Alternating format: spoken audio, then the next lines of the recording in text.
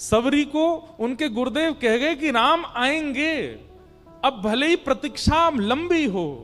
रोज सजाती हैं अपना घर, रोज सजाती हैं उस मार्ग को। बंधुओं, हमारी स्थिति पता कैसी है? हम आज यदि प्रेम करते हैं ना, तो कल 0.1% प्रेम घटता है।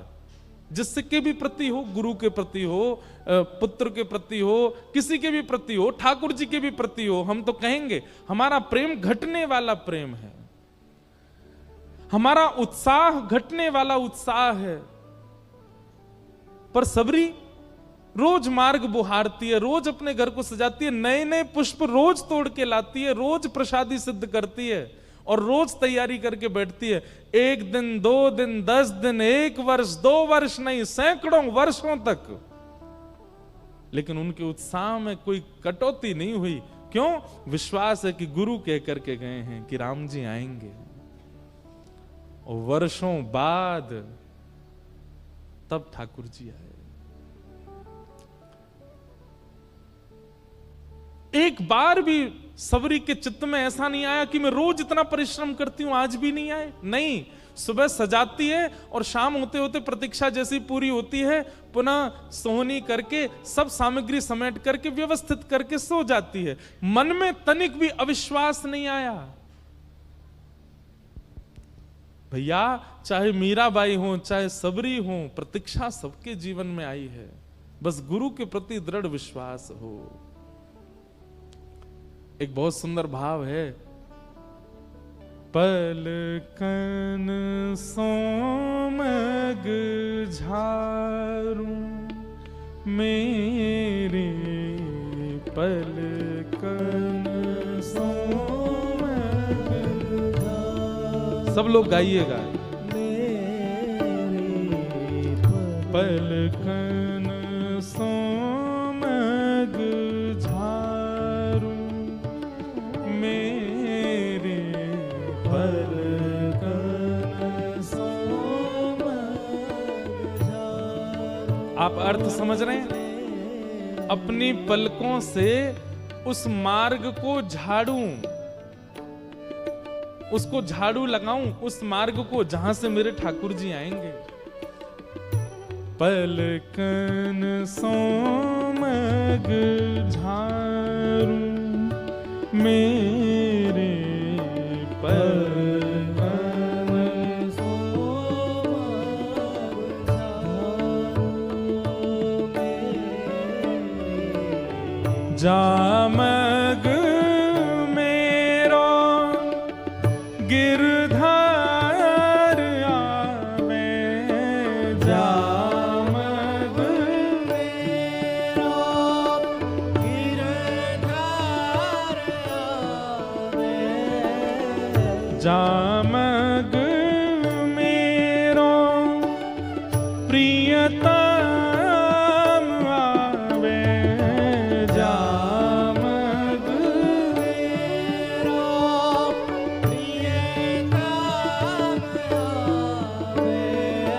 तन मन यौवन बारू में,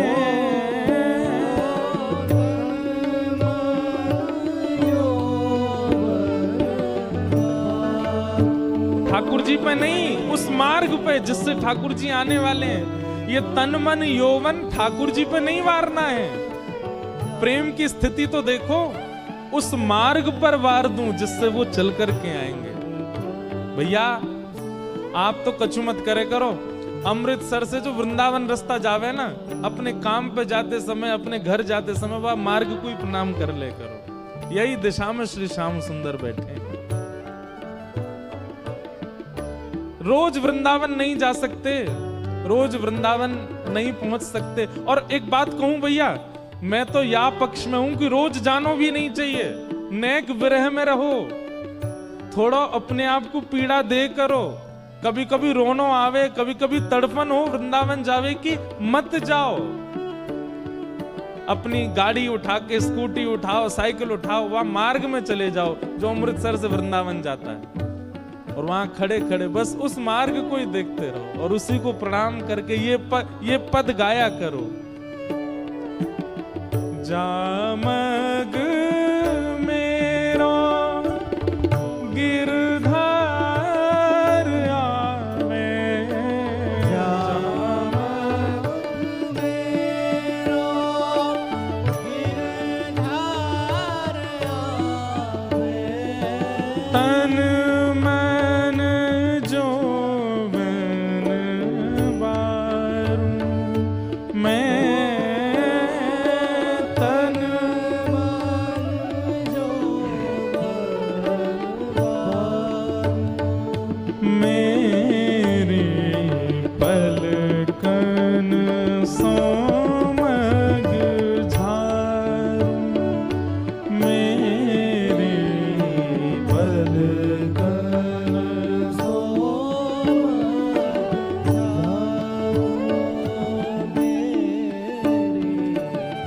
सेज सवारूं चवर डुराऊं, सेज सवारूं चवर डुराऊं, मधुर मधुर स्वर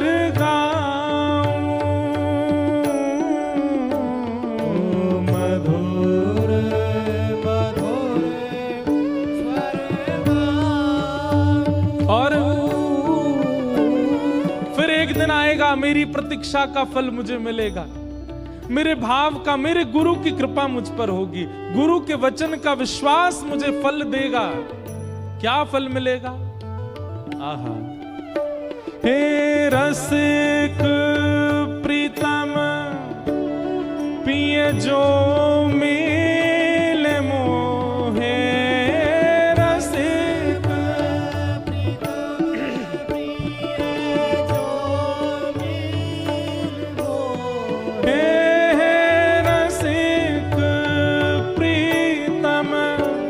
पिए जो मिल मोहे, रसिक प्रीतम पिए जो मिल मोहे, हाँ हंस हंस कंठ लगाऊं, हंस हंस कंठ मेरी पलकन सोमग झारूं, मेरी पलकन सोमग झारूं, मेरी पलकन सोमग झारूं,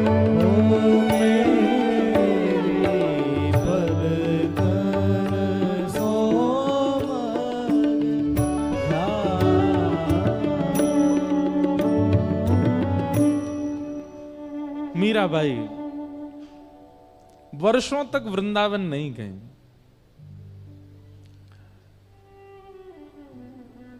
मेवाड़ में ब्याह हुआ और वहां जब कुंवर भोजराज उनका देहावसन हो गया, उसके बाद रहने लगी तो उनके देवर राणा उनको उनकी भक्ति भाव प्रिय नहीं थे। कई बच्चे आज भी परेशान रहते हैं, हमसे तो युवा मिलते हैं तो महाराज जी बड़े परेशान होकर मिलते हैं, महाराज जी हमारी माता जी को अच्छा नहीं लगता, हम कथा सुनते हैं, हमारे पिताजी को भाता नहीं, हम लोग तिलक लगाते हैं। ऐसे माता पिताजी से हम कहेंगे क्या अच्छा लगता है? वो बेचारा रात भर पड़ा रहे नाली में उल्टा पी के, वो अच्छा लगता है?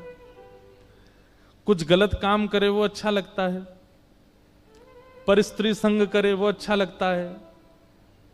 मांस मदिरा आदि करे वो अच्छा अरे वैष्णव भाव में कोई भक्त बालक यदि है तो माता पिता को इससे चिंता क्यों होती है? आजकल कई माता पिता आते हैं और वो निवेदन करते हैं, महाराज जी इससे कहो थोड़ा कम भक्ति करे। मैंने कहा वाह, क्यों? अरे जे इतनी भक्ति करता है इसको फिर अपनी जैसी कैसी मिलेगी? मैंने बेटा चल खाना पीना शुरू कर दे, वो तो मिल ही जाएगी, खाना पीने वाली मिल जाएगी, भक्त नहीं मिलेगी। कैसी चिंता। हमारी आपसे प्रार्थना है, विशेष रूप से युवा जिनके ब्याह नहीं भये हैं, ब्याह करो। अगर कथा में बैठे हो तो, यहां बैठे हो तो इसका मतलब है वैष्णवी हो, करना वैष्णव से, नहीं तो जीवन फिर बहुत मुश्किल हो जाएगा। हम मीराबाई जैसे सहनशीलता नहीं है हमारे भीतर। बहुत पीड़ा होती थी उनको कि ये क्यों इतना भजन करती हैं, क्यों इतना नृत्य करती हैं, क्यों इतना आनंद करती हैं। अनेक प्रयास किए, सबको कथाएं पता हैं।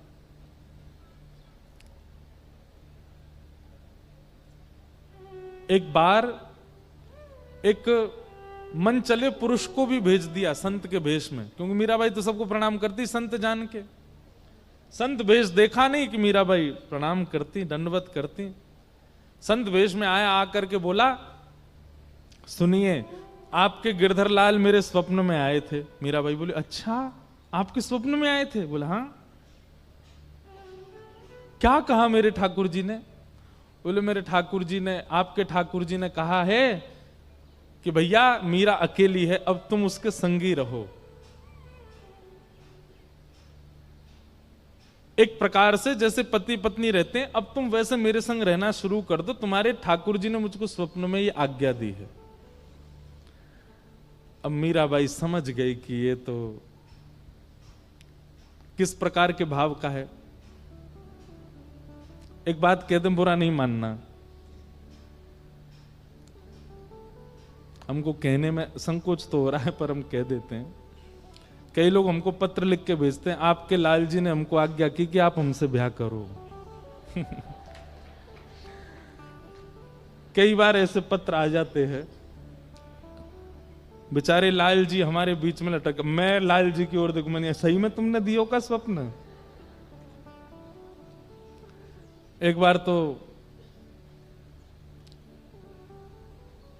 हमारी माता जी से थोड़ी ही छोटी माता जी, उनका आया, उनको लाल जी ने स्वप्न दिया। हमने की जय हो। तो मीराबाई का ये चरित्र जब हमने पढ़ा तब हमारे मन को संतोष हुआ। मैंने कि नहीं नहीं, वहां उस समय में भी थे ऐसे।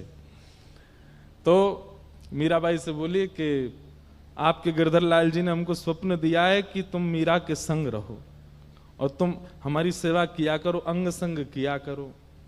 मीराबाई बोली आप बड़े दूर से आए होंगे, थके आ रहे हैं, कुछ पा तो लीजिए, बैठिए ना, आपकी आज्ञा मानूंगी मैं, विराजो।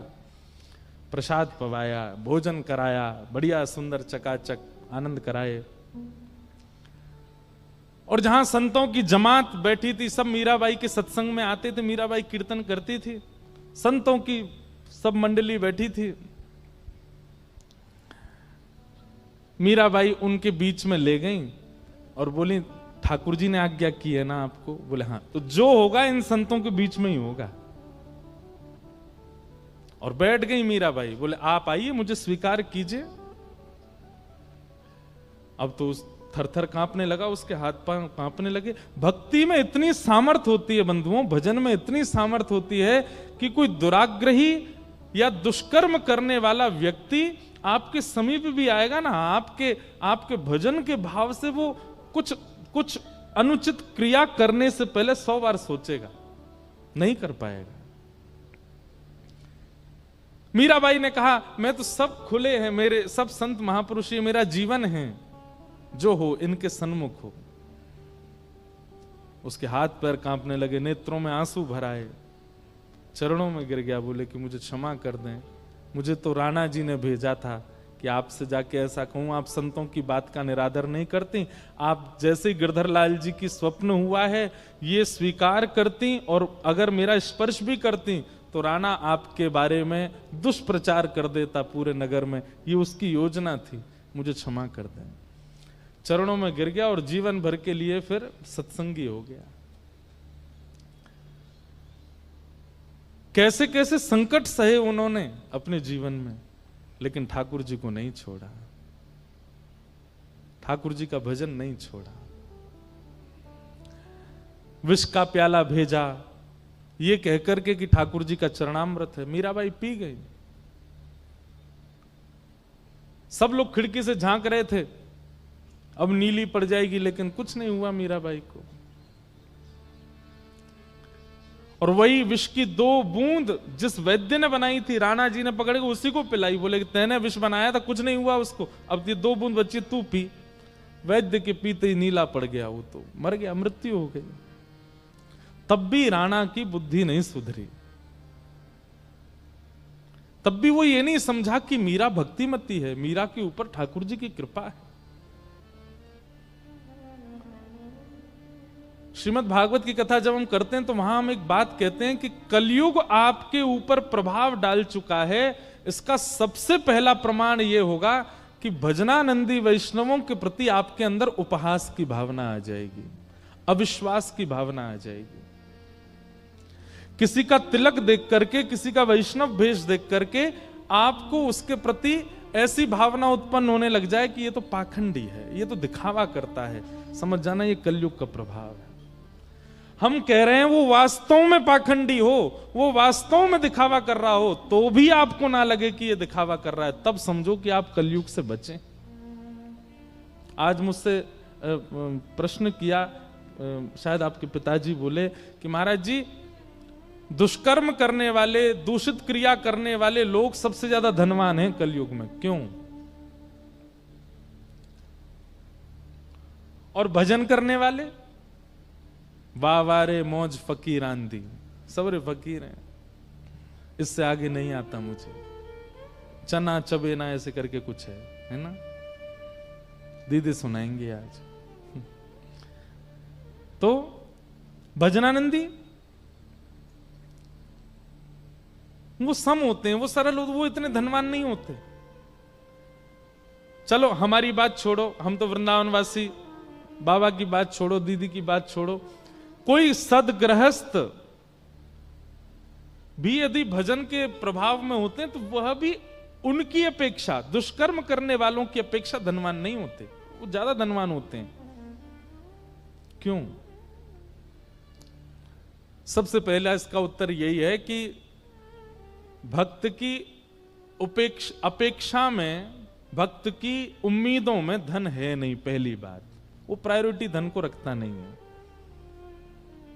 वो संग्रह नहीं करता। मैं कथा में कहता हूं, ठाकुर जी को भजने वाले की स्थिति लुटावे की है जाए, जमा करवे की नहीं।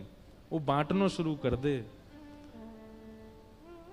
आपने कोई अच्छी, आज बहुत बढ़िया पगड़ी पहनाई मुझे है? लेकिन वैष्णव स्वभाव कैसा होता है पता है? अगर कोई बढ़िया सो आग हो ना मेरे सामने और कोई बालक ऐसा लगा कि ये सुंदर है तो पहना देंगे। अब बलि देने वाले को हो सकता है मन में संकोच है, हमने ऐसी पहनाई। स्वामी जी के चरित्र में आता है कि बादशाह ने जाकर के मणियों की माल धर दी चरणों में।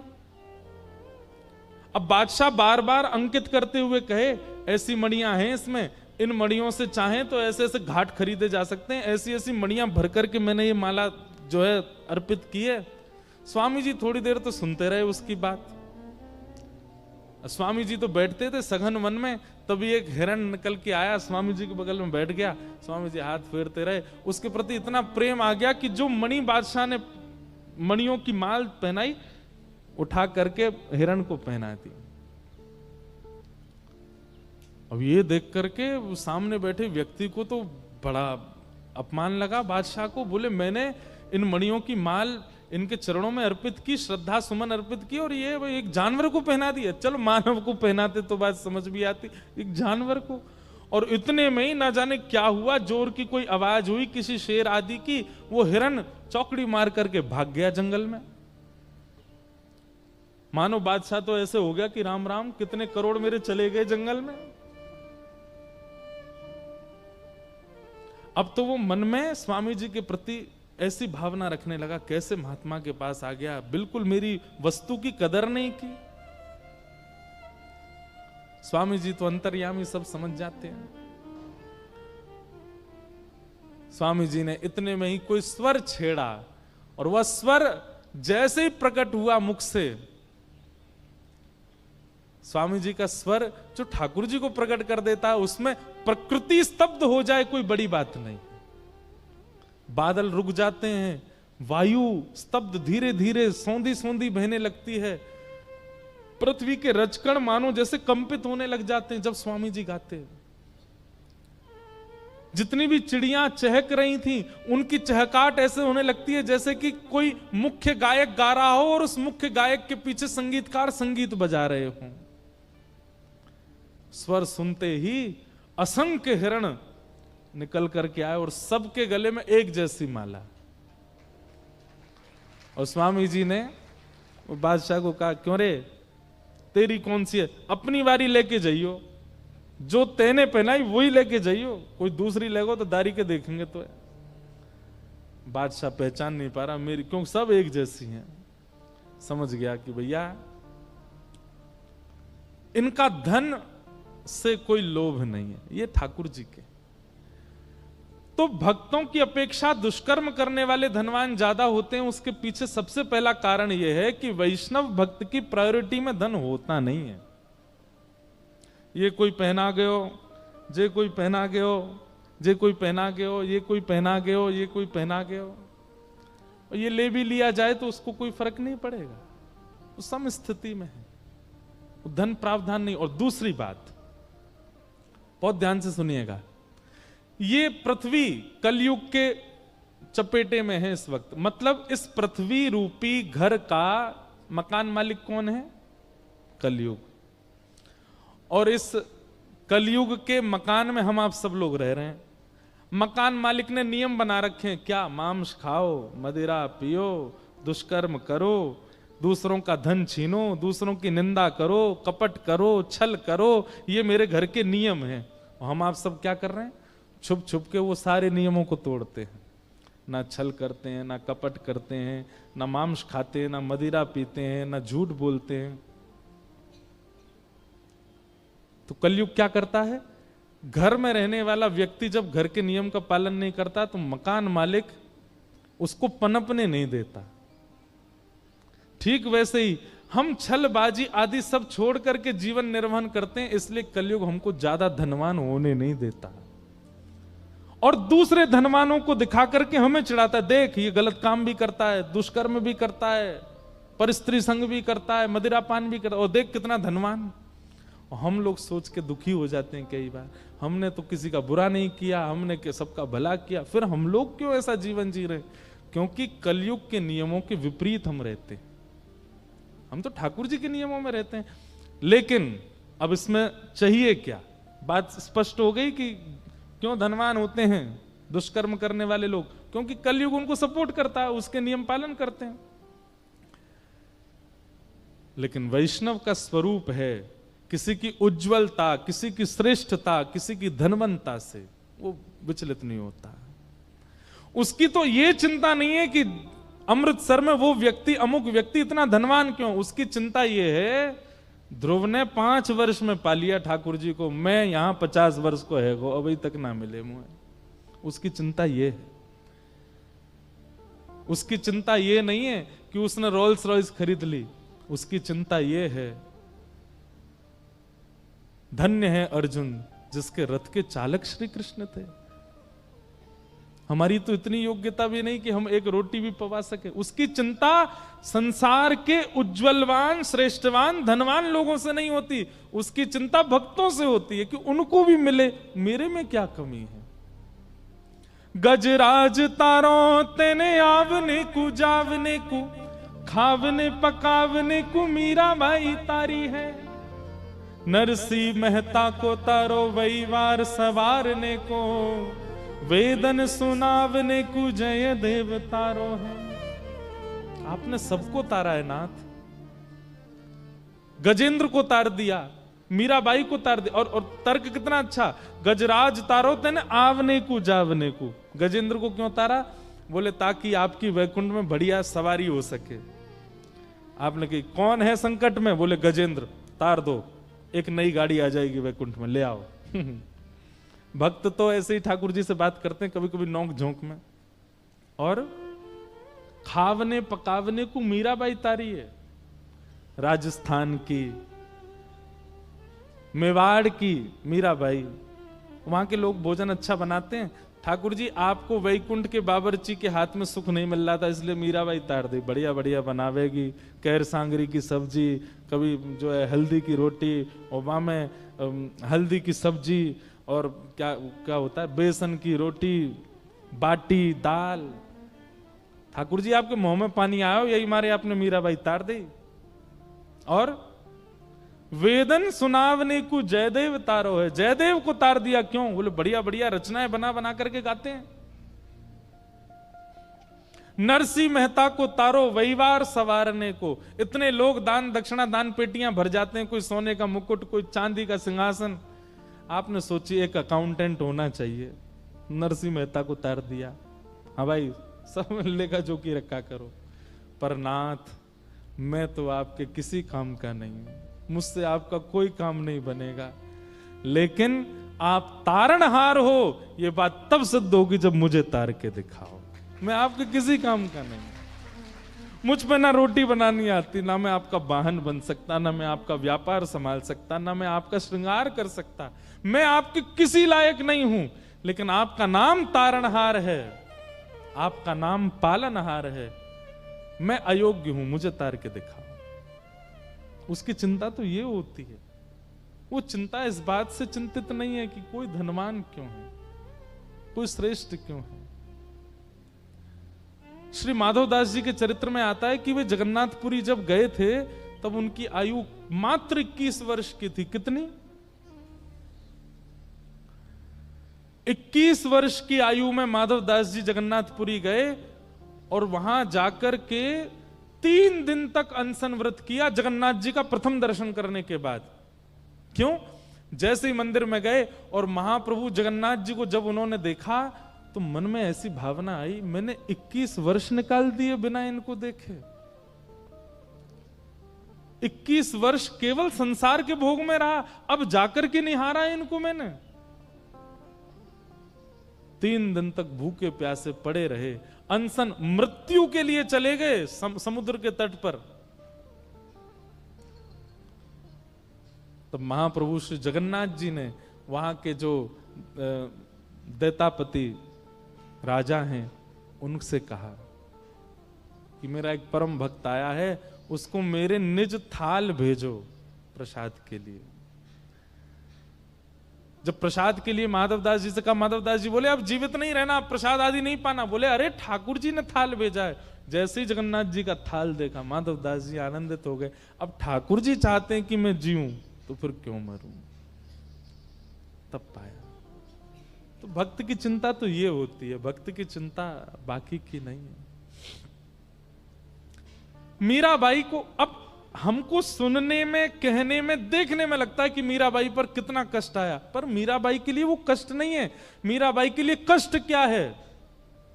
पिछले 2 मिनट निकल गए और मैंने ठाकुर जी का नाम नहीं कहा, ये कष्ट है उनका। आज का पूरा दिन व्यतीत हो गया, मैंने किसी संत का दर्शन नहीं किया, ये कष्ट है उनका। पिछले 2 दिन से कोई वैष्णव हमारे मेड़ता में नहीं आए, मेवाड़ में नहीं आए, मैंने प्रवचन नहीं सुना, मैंने भगवत कथा नहीं सुनी, ये चिंता है मीराबाई की। और ऐसी चिंता यदि आपको होती है तो आप वैष्णव हो, नहीं तो नहीं। बाकी की चिंताएं वैष्णव को नहीं होती। पर आज मीराबाई को चिंता हुई। क्यों? क्योंकि जब तक संकट मीराबाई पर था सह रही थी, पर अब मीराबाई की वजह से एक वैद्य की मृत्यु हुई, ऐसा उनको लगा, जबकि मीराबाई ने कुछ नहीं किया। उन्होंने विष पिया, उनको कुछ नहीं हुआ, वही 2 बूंद जिस वैद्य ने विष बनाया था उसको पिला दी राणा ने, उसकी मृत्यु हो गई। आज मीराबाई को कष्ट हुआ कि अब पीड़ा मुझसे औरों पर जा रही है। अपने ठाकुर जी के आगे एक तारा लेकर के श्री मीराबाई बैठी हैं। जिस भवन में मीराबाई रहती, बाहर पूरा परिवार वैद्य का शव लेकर के बैठा है, आपकी वजह से हमारा पति चला गया। मीराबाई एक तारा लेके बैठी अपने ठाकुर जी के सामने, हरि तुम हरो जनन की पीर, हरि तुम हरो जनन की पीर। एक बात तो भैया सिद्ध है, मैं हर कथा में कहता हूं, ठाकुर जी को पानो है ना तो गानो प्रारंभ कर दो। ये कोई अभिमानवश नहीं कह रहा हूं, लेकिन बहुत धन्य भाग्य हैं हमारी पूनम दीदी के, हमारे चित्र विचित्र बाबा के, हमारे गोपाली बाबा के, हमारी चंद्रकला मैया के। क्यों? क्योंकि स्वर सेवा करते। एक बात याद रखिएगा, यहां जो लोग बैठे हैं, जितने श्रोता बैठे, किसी के पास तनिक स्वर भी यदि है तो इस बात को वो प्रमाणित मान ले कि ठाकुर जी ने उसको जन्म से ही ऐसा करके भेजा है कि ये चाहेगा तो अपनी स्वर साधना से मेरी प्राप्ति कर लेगा। बात समझ में आई हमारी?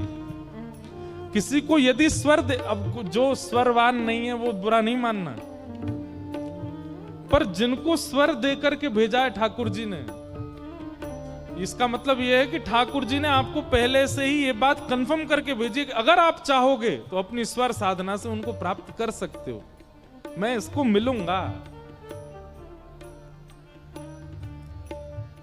जिसने भी पाया गा के पाया, और जो पानो चाहवे वाकू गानो पड़ेगो।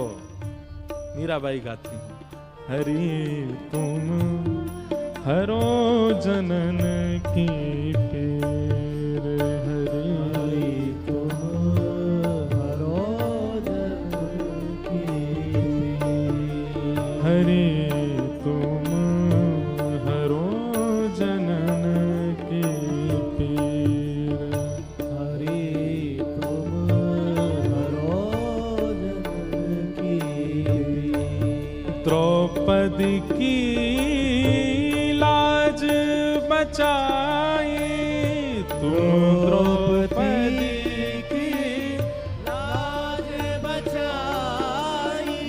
वाह, क्या गा रहे हो आप लोग हैं?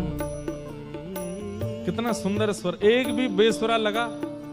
अच्छा, ये भी एक स्वरूप है कि जब सभा में गाते हैं ना, सबका स्वर एक हो जाता है।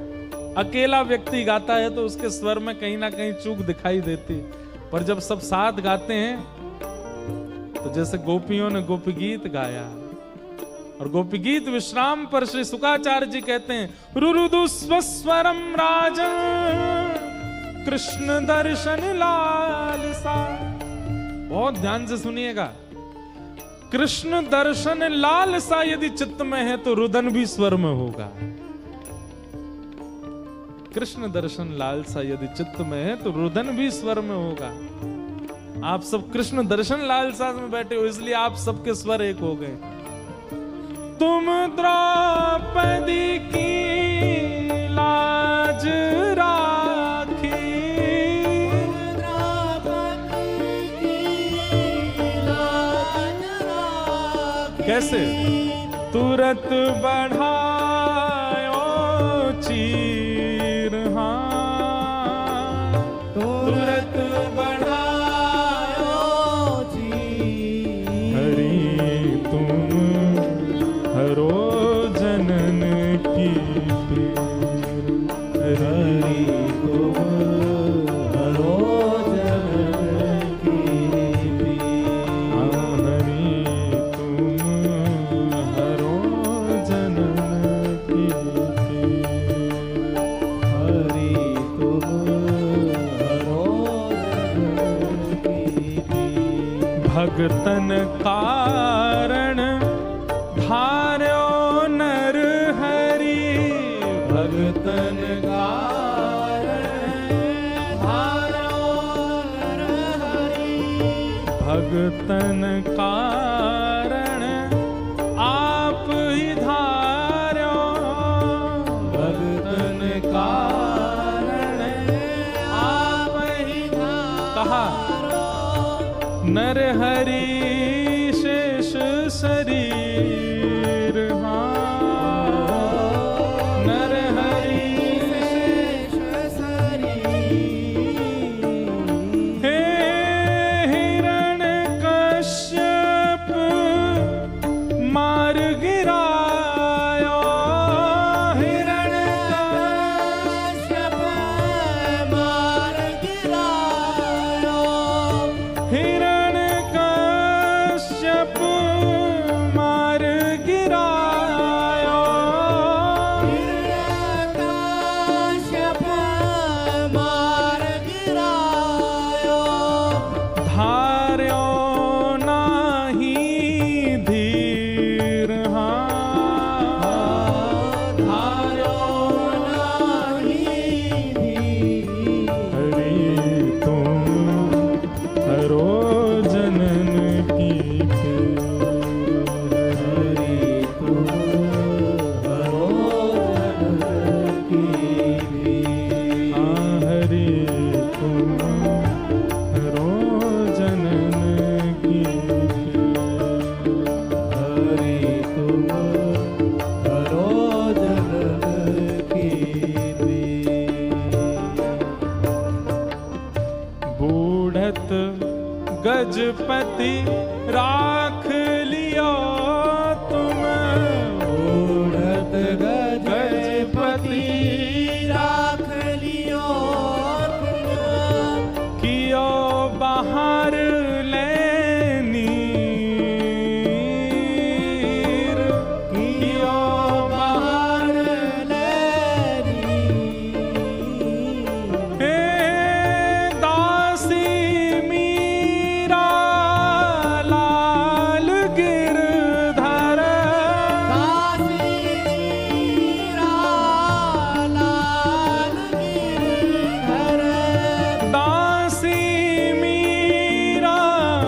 लाल गिरधर,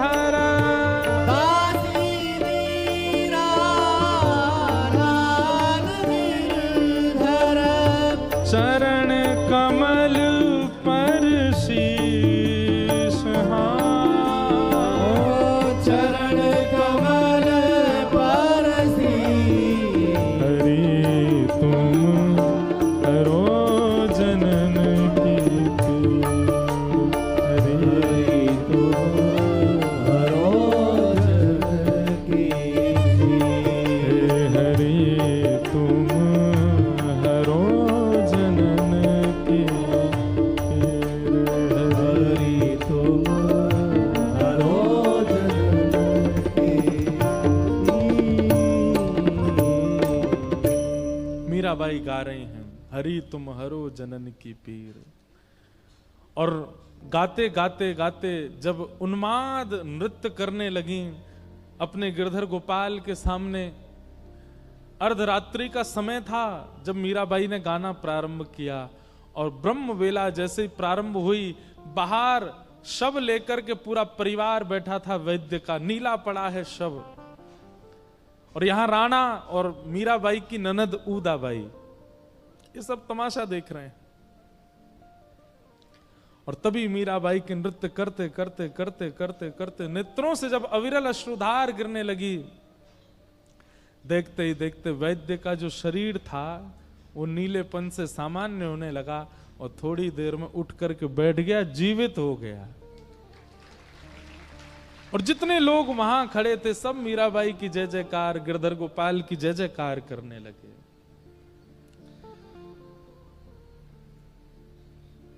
ऊदाबाई का मन परिवर्तित हुआ।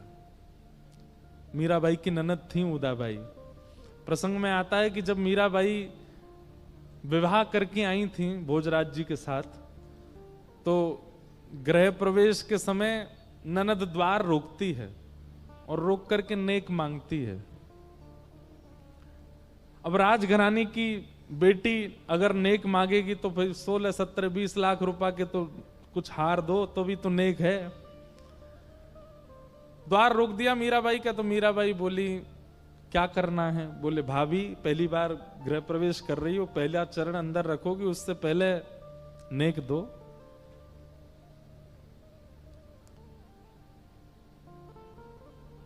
और सब वहां कह रहे थे, बोले गले का हार देंगे, अरे मीराबाई तो मेड़ता के राजकुंवर की पुत्री हैं, ये तो इतना देंगी, ये देंगी, वो दूंगी, ऐसा ऐसा सब कहने लगे।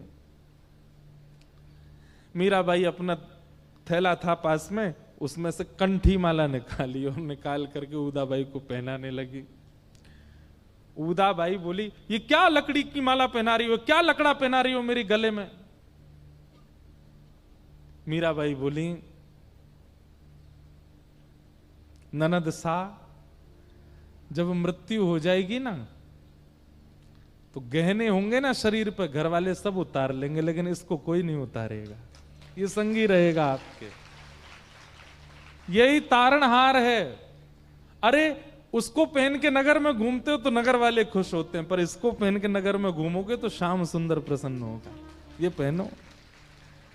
अब उस समय ननद को कहां समझ आ रही थी, उतार के फेंक दिया दूर। मीराबाई ने लेकर के थैला में धर लिया, लो तो अच्छा, नहीं लो तो कोई बात नहीं।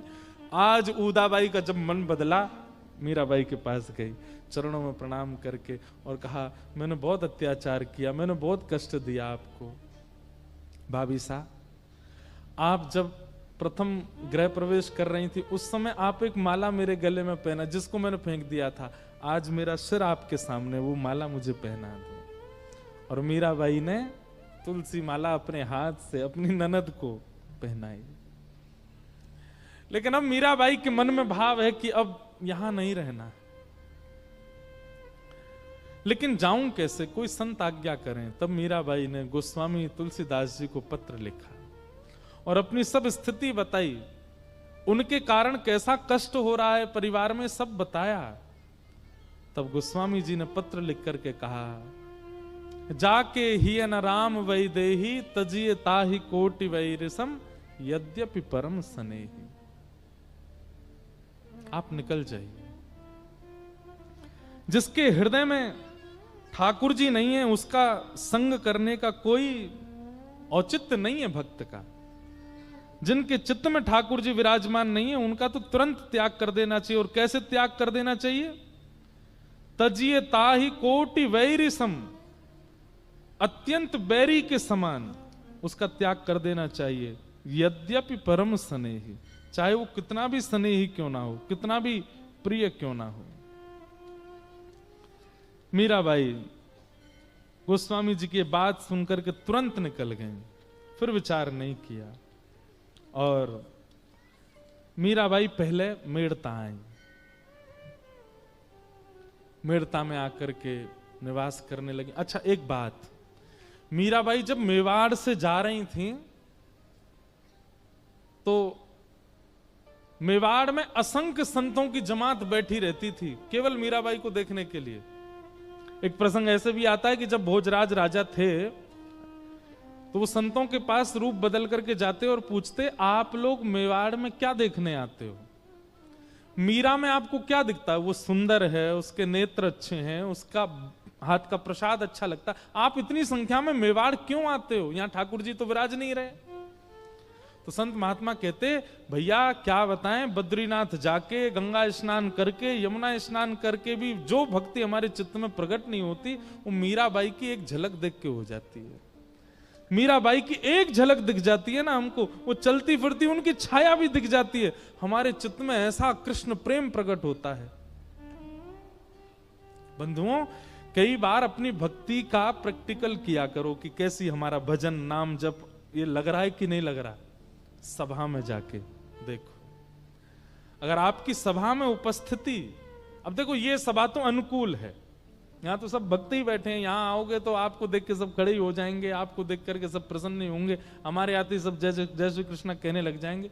प्रतिकूल सभाओं में जाके देखो, उपहास होगा आपका, आपके प्रति कुदृष्टि रखी जाएगी। लेकिन इतने में भी उस प्रतिकूल सभा में किसी का हृदय यदि परिवर्तित होता सा दिख जाए, कोई इतनी भी लाज रखे कि कोई पी रहा हो और आपका भेष स्वरूप देख करके वो एकांत में ही चला जाए, उसको ये लज्जा होने लगे कि इनके सामने कैसे, समझ जाना आपका भजन अब लग रहा है। अरे कितनी बार ऐसा होता है, फ्लाइट में हमारे बगल में बैठा व्यक्ति कुछ खा पी रहा हो, अब तो सब पहचान जाते हैं तो ठीक ठाक रहता माहौल। पहले खाने पीने वाले व्यक्ति बैठते।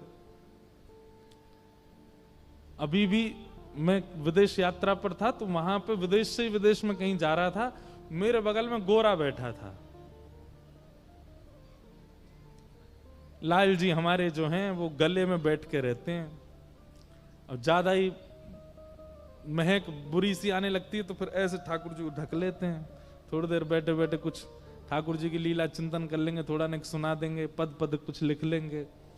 तो बगल में बैठा व्यक्ति, अब जैसे एयर होस्टेस आई पूछने के लिए वेज नॉन वेज, अब वो तो नॉन वेज ही खाते हैं, वहां तो वेज पूछते ही नहीं है। विदेशों में वेज तो पूछते ही नहीं है, वहां तो परोसा ही वही जाता है।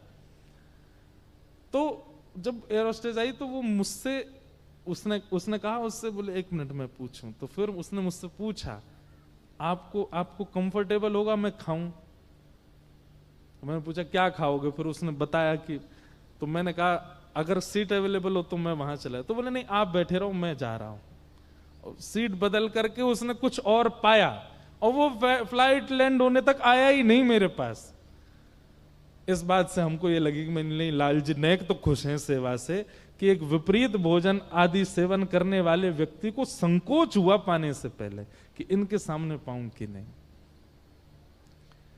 कभी प्रतिकूल परिस्थिति में जाइए, और विशेष रूप से हम मंच पर रहने वाले लोगों को तो ये करना ही चाहिए। हम लोग क्या हमेशा अनुकूल परिस्थिति में ही जाते हैं, जहां सब लोग जानते हैं, सब लोग पूछते हैं, सब लोग वंदन करते हैं, सब लोग जय जयकार करते हैं। कभी कभी प्रतिकूल परिस्थिति में जाकर के अपने भजन के पैरामीटर को नाप के आया कीजिए कितना है। एक को भी लज्जा नहीं हुई है, सब जो खा रहे हैं, जो पी रहे हैं, जो कर रहे हैं उसी में ही व्यस्त हैं। अरे चलो आप किसी मॉल में मत जाओ, पब में मत जाओ, गंदी जगह मत जाओ, ब्याह में ही चले जाओ। किसी का ब्याह चल रहा हो, ब्याह में भी तो कुछ लोग होते हैं जो विपरीत क्रिया कर रहे होते हैं, नाच रहे होते हैं, बैंड बाजे बज रहे हैं, धुआंधार उल्टे सीधे गानों पर। लेकिन आपकी वैष्णव स्थिति उनके चित्त को थोड़ी देर के लिए लज्जित यदि करती है, थोड़ी देर के लिए उनको ऐसा था अभी ये खड़े हैं, अभी तो नहीं नाचूंगा मैं, समझ जाओ कि आपका भजन फल देता है। आपका भजन किसी अन्य को दूषित कार्य करने से थोड़ी देर के लिए सही रोक तो रहा है। लेकिन केवल आडंबर होगा हमारे अंदर तो फिर जो जैसा है वैसा ही रहेगा, उसमें कोई परिवर्तन आने वाला है नहीं। मीराबाई की उपस्थिति, मीराबाई का दर्शन, अरे कथा सुनिए नरवाहन की। जो नरवाहन पूरे ब्रजमंडल में हाहाकार मचा रखा था जिसने, उसको पता चला कि श्री राधा वल्लभ लाल को लेकर के हितरवंश महाप्रभु पधारे हैं, और पता चला है कि खूब सारे सोने चांदी हीरे जवाहरात गहनों से लबालब संदूकें भर भर के लाए हैं। किसी ने हितरवंश महाप्रभु से कहा, बोले महाराज आप वृंदावन आ तो गए हो, इतनी धन संपत्ति लेके आ तो गए हो, अपने ठाकुर जी को लेके आ तो गए हो, लेकिन इस पूरे वृंदावन क्षेत्र में, वृंदावन में पहले कोई रहता तो नहीं था, वो वन था, और दिल्ली से आगरा यमुना जी के मार्ग से बड़े बड़े जहाज जाया करते थे। पहले यमुना जी खूब विशाल थी, खूब गहरा जल था, बड़े बड़े जहाज चलते थे व्यापारियों के। तो वृंदावन में नरवाहन रहता था जो कि अपनी समस्त मंडली के साथ उन जहाजों को लूटता था। उसका इतना खौफ था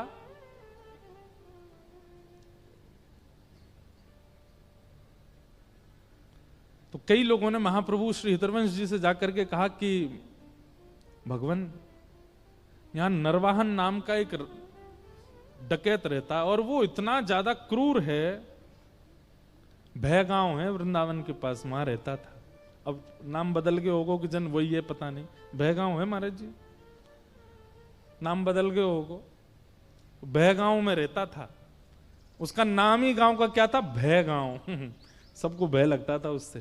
तो महाप्रभु जी से किसी ने कहा, बोले कि आप एक बार नरवाहन से मिल लीजिए और उसको बता दीजिए कि आप ठाकुर जी लेके आए हैं और आपके पास इतनी सामग्री है, इतना धन है, कहीं वो कल को आक्रमण ना करे। हितरवंश महाप्रभु बोले हम जाएंगे उसके पास, हमारे पास ठाकुर बैठे हैं, ठाकुर की सामग्री है, हम थोड़ी जाएंगे उसके पास।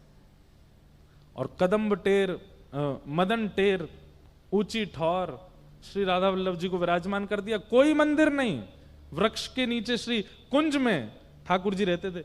प्राचीन काल ऐसी सुंदर सुंदर वृंदावन की महिमा है, कभी कभी मन होता है बोलते रहें। वृंदावन की वृक्ष वल्लरियां कैसी थी पता है? जैसे ही ठाकुर जी विराजमान कर दिए, अपने आप कुंज निकुंज ऐसे आड़ बना लेती ताकि ठाकुर जी के ऊपर धूप ना आवे, जल की बिंदु ना गिरे। मतलब अपने आप ही बेल सचल हो जाती थी, क्योंकि वृंदावन के वृक्ष साधु संत ही हैं, सब गोपी जन ही हैं, ये तो सब मानते ही हैं। पर अब नहीं होता ऐसा। अब तो वृंदावन बिल्डिंग बन हो गया, होल्डिंग बन हो गया, भीड़ वन हो गया, भीड़ वन। कौन सा वन? भीड़ वन।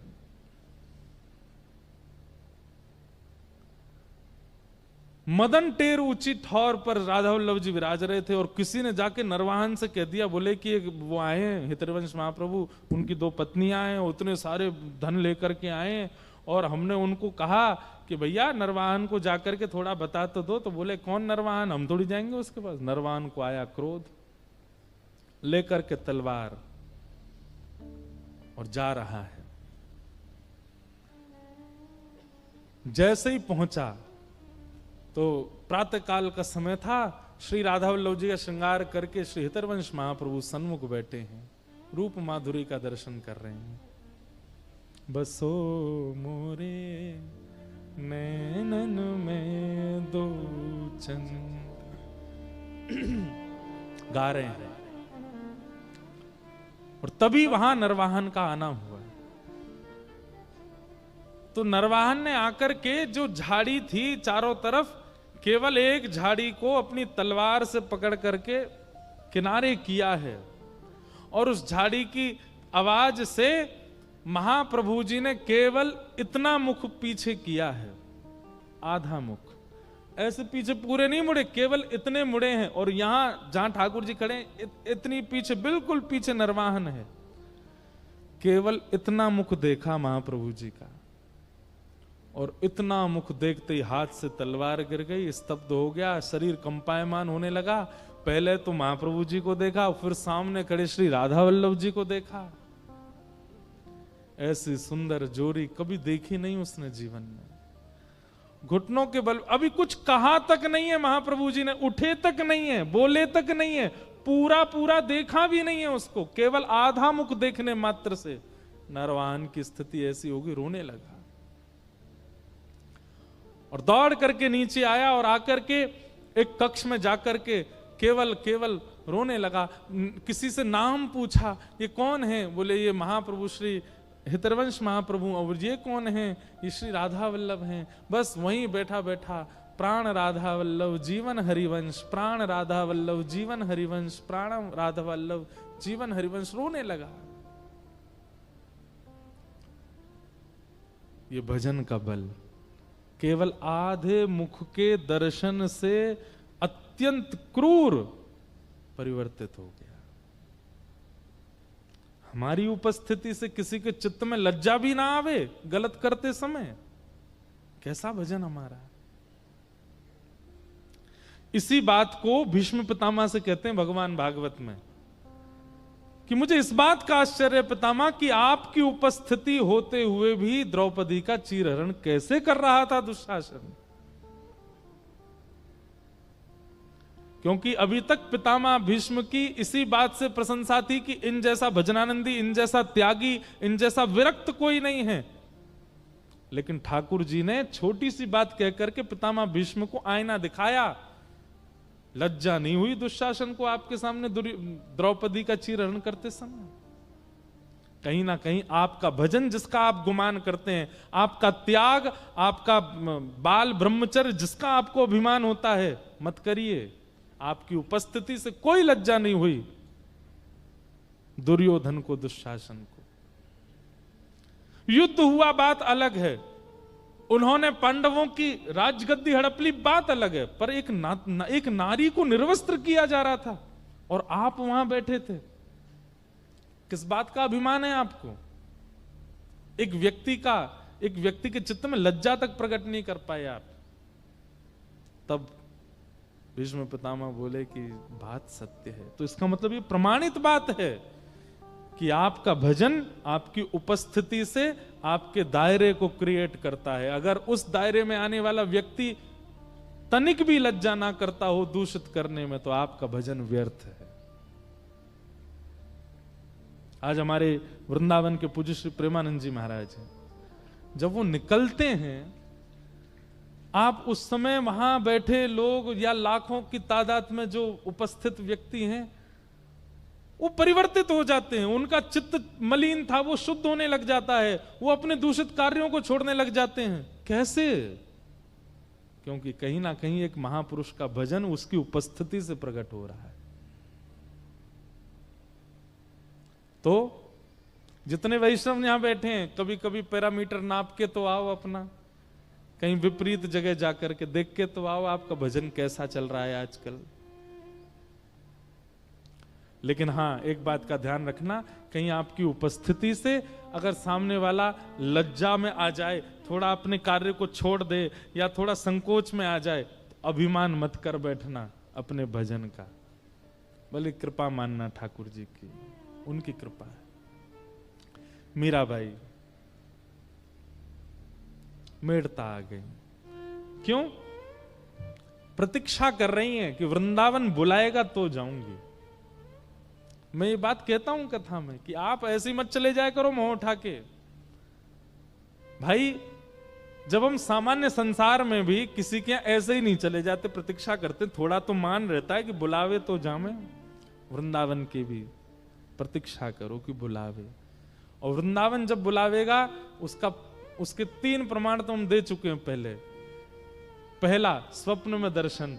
दूसरा, वृंदावन से कोई प्रसाद आपके घर सहज आ जाना। तीसरा, कोई ब्रजवासी आपके नगर में आ जाए। ये 3 प्रमाण है कि वृंदावन बुला रहा है। और चौथा सुनो, जैसे जल बिन मछली तड़पती है ना, ऐसी स्थिति हो जाए, भोजन ना सुहाए। अष्ट सखा गाते हैं, माई मेरो मन हरो, सांवरो घर अंगना ना सुहावे। ना सुहाए कुछ भी, कोई कितनी भी बढ़िया वस्तु कुलचे लाके धर दे आपके सामने, नहीं भारा हो, अब तो वृंदावन जाना है। कोई कितनी भी सुंदर वस्तु दे दे, आपकी स्थिति नहीं, अब तो वृंदावन जाना है। बस रह ना पा रहे हो तब जाओ वृंदावन। मीराबाई अब उस स्थिति की प्रतीक्षा कर रही हैं। कब हो मिले पिया मो। मीराबाई के सुंदर पदों में एक मेरे को ये बहुत भाता है, ध्यान से सुनना। कब हो मिले पिया मोरा गोविंद, कब हो मिले पिया मोरा गोविंद, कब हो मिले पिया मोरा। सब लोग गाओ।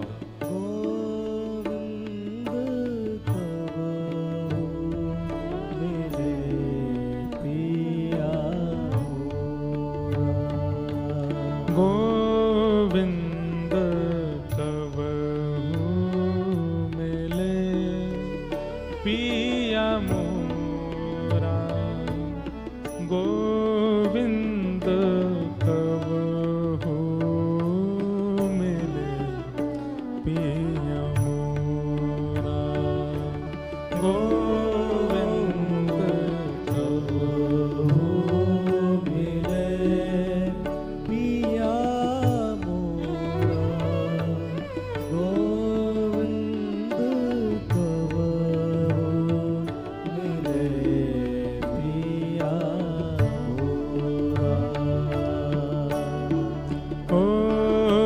चरण कमल को हंस हंस देखूं, चरण कमल हंस हंस देखूं चरण कमल को हंस हंस देखूं चरण कमल को हंस हंस देखूं राखूं नैना मेरा गोविंद राखूं नैना मेरा गोविंद कब हो मिले पिया मोरा पिया मोरा पिया मोरा गोविंद कब हो मिले पिया मोरा गोविंद को मिले पिया मोरा। मीराबाई कहती है हाँ निरखण को मोहे चाब घनेरो निरखण को मोहे चाव घनेरो हाँ कब देखूं मुख तोरा गोविंद कब देखूं मुख तोरा गोविंद कब हो मेरे पिया मोरा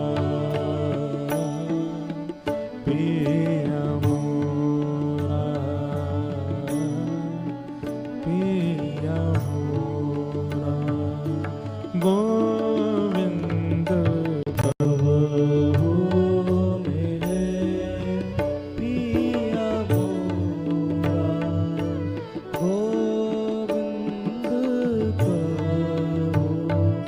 मिले पिया प्यारे गिरधर गोपाल की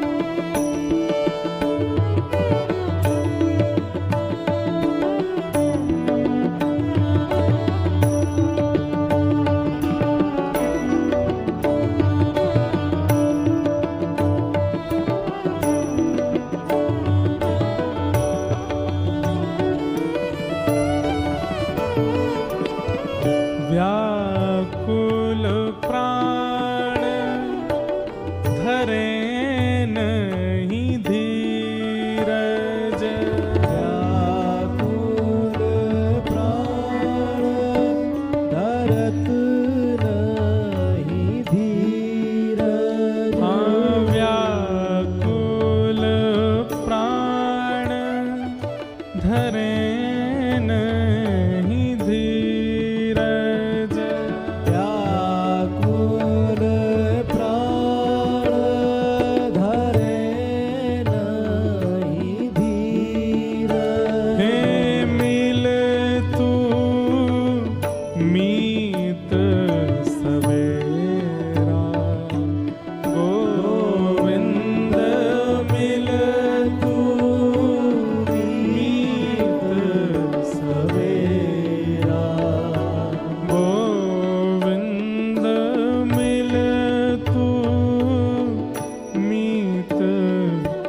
सवेरा गोविंद मिले तू मीत सवेरा गोविंद कब हो मिले पिया मोरा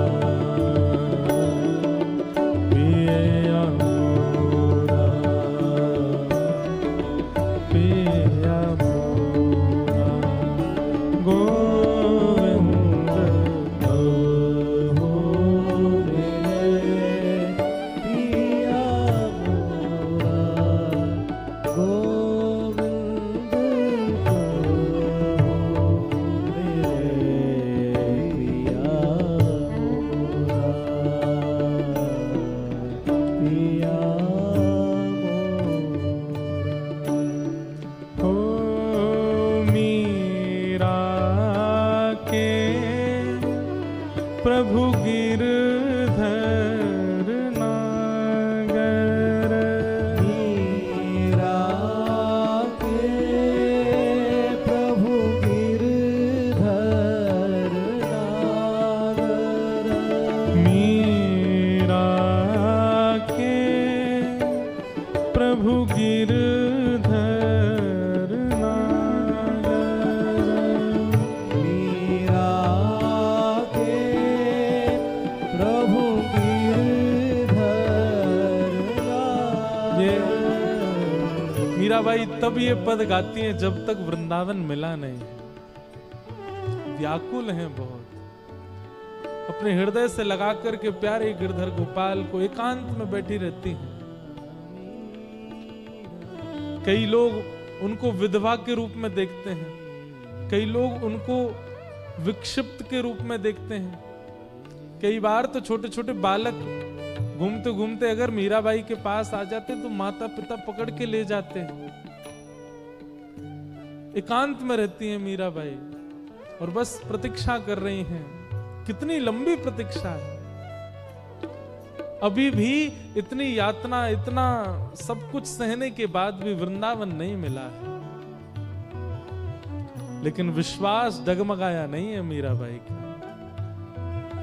मीरा के प्रभु गिरधर नागर मीरा के प्रभु गिरधर नागर मीरा के प्रभु गिरधर नागर मीरा के प्रभु गिरधर नागर हे ताप तपन बहु तोरा गोविंद ताप तपन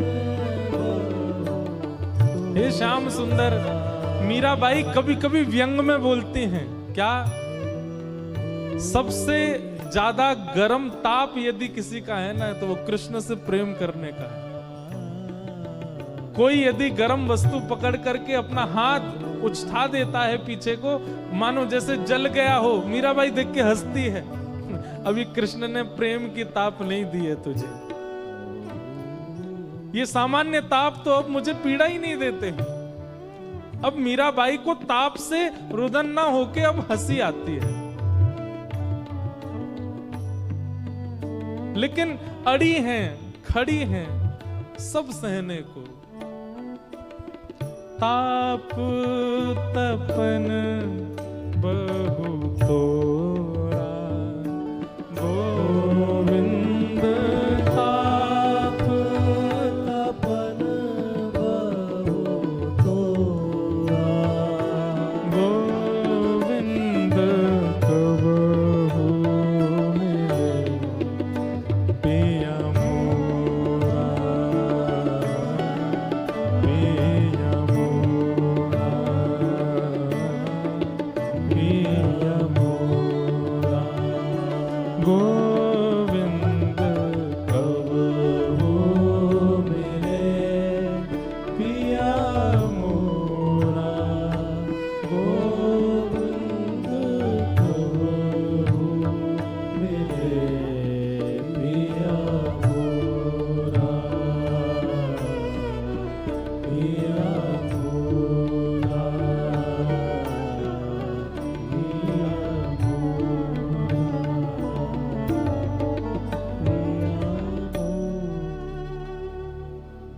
ताप तपन बहु तोरा। ठाकुर जी कितना ताप देते। व्याकुल प्राण धरत नहीं धीरज, अब प्राण रुक नहीं पा रहे हैं। और वही समय आया जब मीराबाई वृंदावन को गई हैं। अब मीराबाई के साथ कुछ ऐसी दासियां तो नहीं कहेंगे, सखियां हैं जो कृष्ण प्रेम में हैं। मीराबाई का सत्संग नित्य सुनती थीं और उन्हीं के जैसी, उन्हीं के भाव में रम गईं। वे भी अब वृंदावन को जा रहे हैं। कहते हैं कि वृंदावन के मार्ग में मीराबाई कितनी बार बेहोश हुई किसी को नहीं पता। ज्यों ज्यों वृंदावन समीप आता है और जैसे जैसे वृंदावन समीप आ रहा है, ये बात मीराबाई सोचती हैं, मूर्छा आ जाती है, मूर्छित हो जाती है। प्रेम की उस स्थिति में है मीराबाई। समय इतना नहीं लगना था, लेकिन बहुत समय लगा वृंदावन पहुंचने में, क्योंकि ज्यों ज्यों वृंदावन समीप आवे त्यों त्यों मूर्छा आ जाती है। पहुंच गई मीराबाई वृंदावन और सेवा कुंज के पास में वहां मीराबाई निवास करती हैं। संतों के दर्शन नित्य करने जाती हैं, महत्पुरुषों के दर्शन करती हैं, ठाकुर के दर्शन करती हैं, मंदिरों में जाती हैं। श्री गिरधर लाल जी का, गिरिराज जी का दर्शन किया, बिहारी जी का, सबका दर्शन करती हैं। यमुना पुलिन पर बैठी रहती हैं। अनेक लीलाएं मीराबाई की फिर वृंदावन में हुई। अकबर बादशाह को पता चला तो वो भी आए तानसेन के साथ, रूप बदल करके।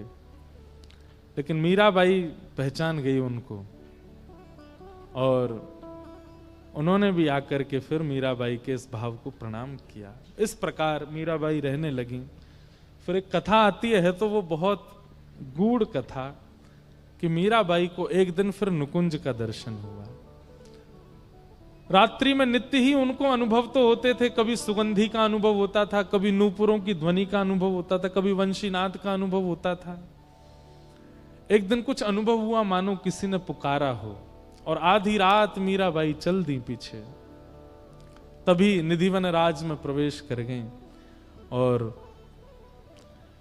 वहां अनेक सखियां सहचरियां हैं। कोई पुष्प संवार रही हैं, कोई गुलाब जल छिड़क रही हैं, कोई चौका कर रही हैं, कोई सेज सजा रही हैं, कोई आरती सजा रही हैं, कोई पकवान बना रही हैं। और मीराबाई सबको देखे, इतनी सुंदर हैं सब, और सब मीराबाई को देख के गए, अरे माधवी तू आ गई। अपना नाम माधवी सुनकर के मीरा थोड़ी चकित होती हैं, ये सब मुझे माधवी क्यों बोल रहे हैं, और ये ऐसी अद्भुत कुंज, ये ऐसे अद्भुत साज, ये ऐसे अद्भुत पुष्प, ये पहले तो मैंने कभी देखे नहीं, ये सब मुझे माधवी क्यों कहते हैं। तभी एक द्वार खुला और उस द्वार के भीतर से पीतांबरी पहने श्याम सुंदर नीलांबर धारण की हुई हमारी किशोरी जी, दोनों युगल सरकार का जैसे ही आगमन हुआ, पूरी सभा सुगंधित हो गई, सब नतमस्तक हो गए, जय जयकार करने लगे, पुष्प वृष्टि करने लगे। और मीराबाई उस छवि को देखकर के स्तब्ध हो गए। ठाकुर जी सब सखियों की ओर देखते हुए जा रहे हैं। किशोरी जी गले में गलवैयां डाल करके चल रही हैं। स्तब्ध सी खड़ी है मीरा, और ठाकुर जी मीरा को जैसे ही देखते हैं, प्रथम दृष्टि मिली है मीरा से, और ठाकुर जी किशोरी को कहते हैं, देखो किशोरी जी माधवी खड़ी है। मीराबाई का शरीर ठंडा पड़ गया, रोम रोम पुलकित हो गया, नेत्रों से अश्रु गिर रहे हैं पर पलक झपक नहीं पा रही है। ठाकुर जी समीप नहीं गए, बस दूर से ही कही किशोरी जी से, देखो माधवी आई है। और ठाकुर जी जाकर के सेज पर विराज गए। सब सखियां अपनी अपनी सेवा में लगी हैं, अकेली माधवी दूर खड़ी है, कुछ पता नहीं क्या करना है। ठाकुर जी ने माधवी की ओर देखा, और ज्यों ज्यों ठाकुर जी नयन भर के देखते हैं मीरा को, त्यों त्यों मानो जैसे प्राण निकलने को होते हैं। भगवान ने आज्ञा की, हे ललिते, हे विशाखे, आप जाओ, जाकर के इनको अनुभव कराओ। और दोनों गईं और जाकर के जैसे ही मीराबाई को बिठाया, नेत्र बंद हो गए मीराबाई की, और संपूर्ण लीला द्वापर युग की माधवी रूप की उनको दिखने लगी। एक गोप कन्या माधवी जिसका ब्याह श्री दामा से हुआ, ठाकुर जी मुख देखने के लिए आए, सब लीला देख रही है वहीं बैठ करके निकुंज में। और आज मीराबाई को स्पष्ट हुआ कि ये इतना प्रेम जो मेरे चित्त में संदिग्ध था, इसका कारण क्या है।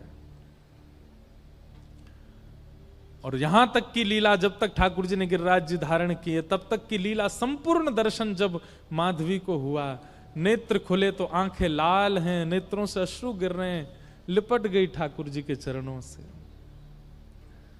मिल बिछुरण मत दीजिए, अब मिल गए हो आप, अब आप मुझे दूर मत कीजिएगा।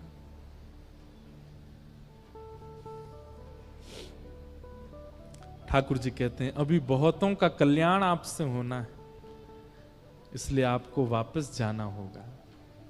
मीराबाई खूब रोई, खूब मना किया, पर ठाकुर जी बोले अभी आपसे बहुतों का कल्याण होना है, आपको जाना पड़ेगा।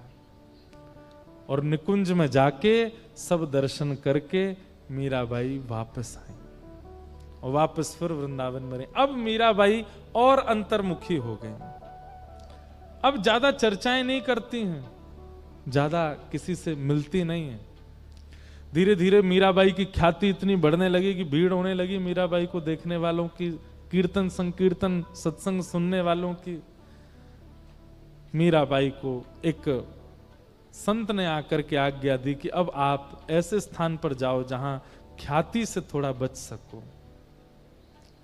और मीराबाई आती जाती तो रहती थी तीर्थों में, ब्रजमंडल में, पर अब द्वारिका निकल गई। आहा, मीराबाई द्वारिका गई। और कैसे गई, चरित्र में आता है कि जितनी उनकी सहचरी थी, जो साथ ही रहती थी, मीराबाई के प्राण लाल जी में और उनके प्राण मीरा में, उन सबको छोड़ के चली गई अर्धरात्रि में, और द्वारिका पहुंची। द्वारिका में जाकर के जब द्वारिकाधीश का दर्शन किया मीराबाई ने, वहां तो ठाकुर जी दुल्हा राजा है ना, और वही सेव्य हैं मीराबाई के। मीराबाई तो दुल्हा राजा को ही पूछती हैं। द्वारिकाधीश को देख करके मंद मंद मुस्काती हैं, खड़ी रहती हैं, आनंद करती हैं, संतों से वहां कथा सुनती हैं, चरित्र सुनती हैं, कभी कभी स्वयं बैठ करके भी कभी चरित्र गान संकीर्तन करती हैं। ऐसा वर्णन आता है कि महादेव रूप बदल करके आते थे और मीराबाई के पास एक साधु का वेश धारण करके आते, और कभी कभी ठाकुर जी के कुछ कुछ भाव और कुछ कुछ संदेश, जैसे मतलब संदेशात्मक चरित्र सुनाते। मीराबाई तब सुनती तब तो लगता था कि ये चरित्र है, लेकिन जब वो चले जाते तब बाद में उसको लगता कि ये तो मेरे किसी प्रश्न का उत्तर था, ये तो मेरी संशय का समाधान था, ये तो मानो मैंने पूछा ठाकुर जी से, उनका प्रत्युत्तर था। वो महादेव ही आते थे मीराबाई के पास। और ऐसा भी वर्णन करते हैं कि मीराबाई जब बैठती थी, कभी कभी सत्संग करती, तो अनेक लोग आते थे, तो उनमें से कोई जिज्ञासु कोई पूछता था, तो जैसे आज कोई नीली साड़ी वाली आई, उन्होंने कुछ पूछा, मीराबाई ने उनका समाधान किया। अब शाम को मीराबाई जब दर्शन करने जाती द्वारिकाधीश के, तो वहां कभी रुक्मणी जी की वही साड़ी दिखाई देती, ये स्पष्ट होता रुक्मणी जी ही आई थी, सत्यभामा आती थी, कभी दाऊ दादा रूप बदल के आते। द्वारिका के मतलब द्वापर के सब जन मीराबाई का सत्संग सुनने आते, पर मीराबाई को पता नहीं चलता था। बहुत सुंदर, द्वारिका में भी खूब लीला हुई मीराबाई के साथ।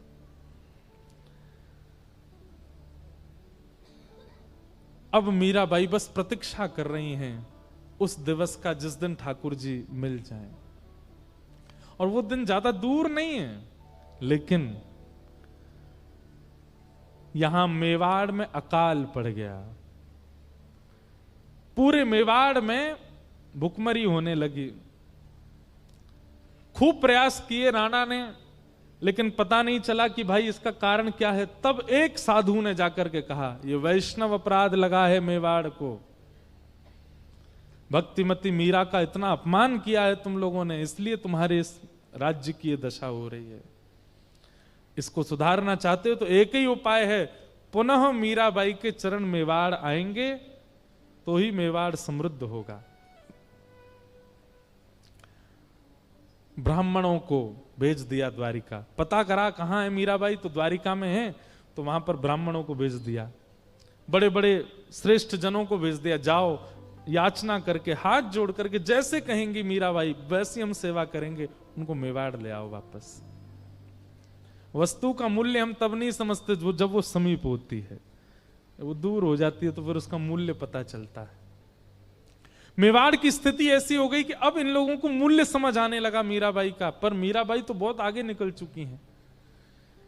कुछ ब्राह्मणों का आगमन हुआ, मीराबाई ने सबको प्रणाम किया, कहां से पधारे, तो सब मेवाड़ी भाषा में बात करने लगे। तो मीराबाई समझ गई मैं क्या सेवा करूं। बोले हम आपको ले जाने आए हैं। बोले कहां? बोले मेवाड़। मेवाड़ का नाम सुनते ही नेत्र बंद हो गए, सब घूमने लगा मीराबाई के चित्त में। घबरा गई मीराबाई, नेत्र सजल हो गए, मैं हाथ जोड़ती हूं, अब मैं थक चुकी हूं, अब मैं हार जाऊंगी, अब ये मत कीजिए आप। बोले आपको अपनी चिंता है, मेवाड़ की चिंता नहीं है? मीराबाई मानो क्रोध में बोल पड़ी हूं, हां अब मुझे मेरी चिंता है, अब तक नहीं थी पर अब है, अब नहीं जाऊंगी। मैं ठाकुर जी से प्रार्थना कर दूंगी, मैं खूब संतों से निवेदन कर दूंगी, सब मेवाड़ जाएं, पर मैं अब वापस नहीं जाऊंगी। राणा ने कहा था यदि मीराबाई ना माने तो अनशन व्रत पे बैठ जाना, मृत्यु पर्यंत कैसे भी आना पड़े मीरा को। ब्राह्मण बोले अगर आप वापस मेवाड़ नहीं जाएंगी तो हम मृत्यु पर्यंत प्राण त्याग देंगे, अनशन व्रत करेंगे, अन्न नहीं खाएंगे। मीराबाई चरणों में गिर गई, मैं आपसे प्रार्थना करती हूं मेरी स्थिति भी समझिए, मेरी स्थिति मनस्थिति अब वापस जाने की नहीं है, आप मेरी बात भी तो मानिए। घोर संकट आ गया मीराबाई के पास, एक तरफ तो वापस मेवाड़ जाने की स्थिति, दूसरी तरफ अब मिलन कुछ दूर ही है। ठाकुर जी कितनी परीक्षा लेते हैं।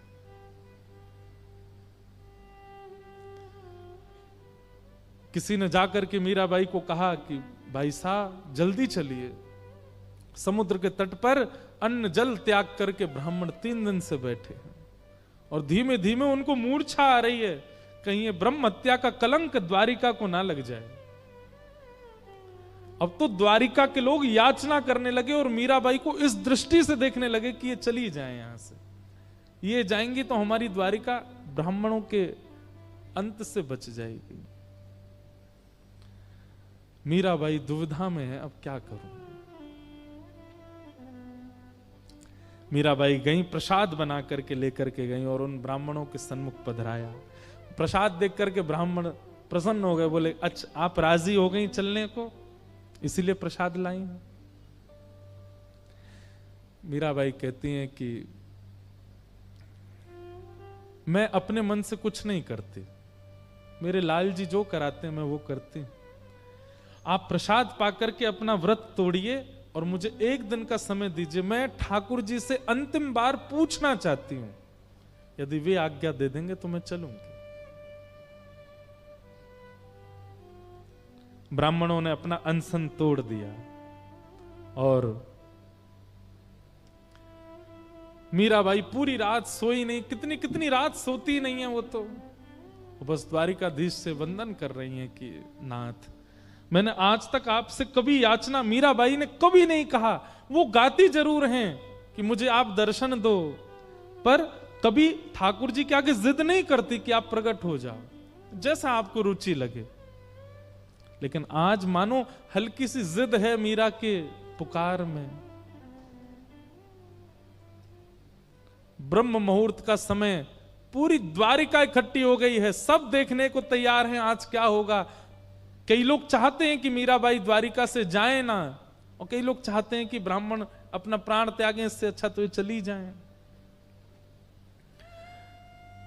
सुबह सुबह मीराबाई द्वारिकाधीश के मंदिर पहुंची, मंगला आरती हो रही है ठाकुर जी की, और मीराबाई सामने खड़ी है, देख रही हैं ठाकुर जी को। ब्राह्मण बोले पूछ लीजिए ठाकुर जी से क्या आज्ञा है।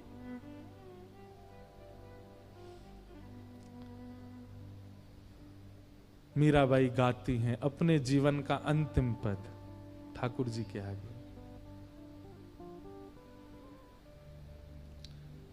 साजन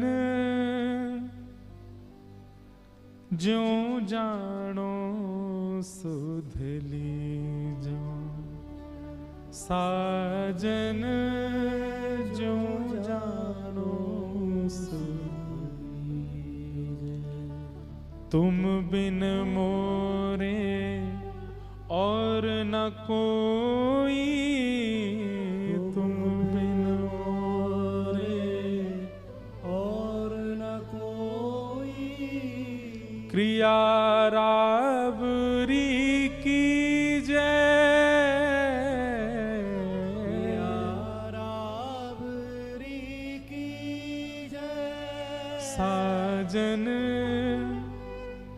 मीराबाई या तो अपने पद में सांवरिया शब्द कहती है, या तो अलग अलग नामों से पुकारती है, पर आज द्वारिकाधीश को साजन कह रही है। साजन माने पति। साजन ज्यों जानो सुध लीजे, साजन ज्यों जानो।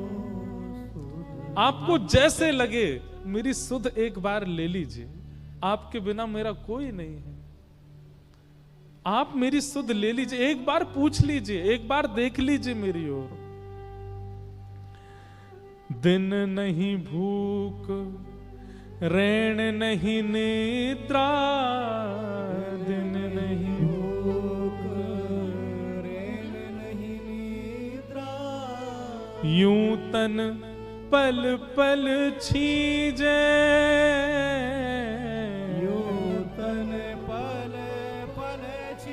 अब संसार में रहने लायक मेरा तन नहीं है।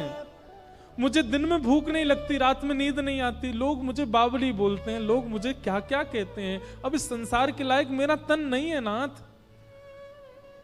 दिन नहीं भूख, रैन नहीं निद्रा, दिन नहीं भूख, रैन नहीं निद्रा।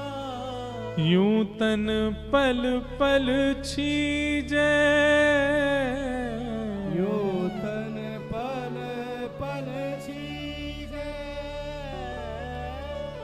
मीरा के प्रभु मीरा, मिल बिछुरण मत दीजे, मिल बिछुड़न मत दीजे। साजन ज्यों जानो सुध लीजे, साजन जो जानो सुध लीजे। और गाते गाते गाते गाते मीराबाई बढ़ती जा रही है द्वारिकाधीश की ओर। रो रही है, नेत्रों से अविरल अश्रुधार गिर रही है। लाखों लोग चारों ओर से घेर के खड़े हैं। मिल बिछुरण मत दीजे, मिल बिछुरण मत दीजे, मिल बिछुरण मत दीजे। अब मिलने की स्थिति, अब बिछड़ने मत दीजिए नाथ। और मीराबाई जैसे ही गर्भगृह की मुख्य देली पर पहुंची, मंगला में ठाकुर जी एक माला में रहते हैं, छोटी सी पाग पहनते हैं, एक वस्त्र में रहते हैं, लेकिन तभी एक तेज पुंज प्रकट हुआ। सहरा पहन करके, सुंदर दुल्हा का भेष धारण करके श्री द्वारिकाधीश प्रकट हो गए हैं। एक दिव्य तेज प्रकट हुआ। सब जितने लोग वहां खड़े थे, सबके नेत्र मानो जैसे सीधा सूर्य का प्रकाश नेत्रों में पड़ा हो। सबने अपने नेत्रों के आगे हाथ कर लिए और उस दिव्य पुंज के साथ मीराबाई प्यारे द्वारिकाधीश में विलीन हो गए। बोलो भक्त वत्सल भगवान की। जैसे ही वो तेज पुंज समाप्त हुआ, सब लोग देखने लगे तो मीराबाई अंतर ध्यान, पुजारी आदि सब द्वारिका के लोग खोजने लगे, मीरा कहां गई, मीराबाई कहां गई। तभी देखा धीमे धीमे मीराबाई के वस्त्र का एक अंग धीमे धीमे ठाकुर जी के भीतर प्रवेश कर रहा है।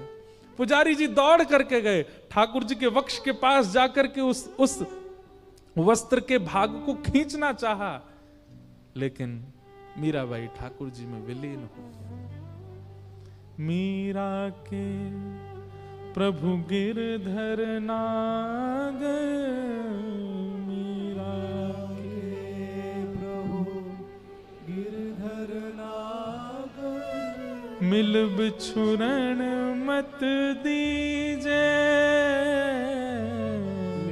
मिल बिछुरण मत दीजे, साजन जो जानो सुध लीजे, साजन जो जानो सुध लीजे। सब देखते रह गए और मीराबाई प्यारे ठाकुर जी में विलीन हो गए। बोलो भक्त वत्सल भगवान की जय। भक्तिमती श्री मीराबाई की जय। द्वारिकाधीश की जय। प्यारे गिरधर लाल की जय।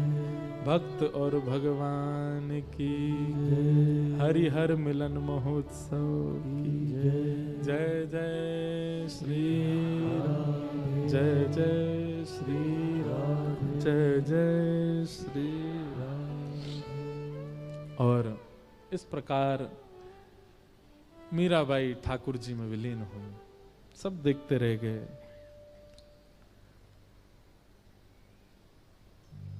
विश्वास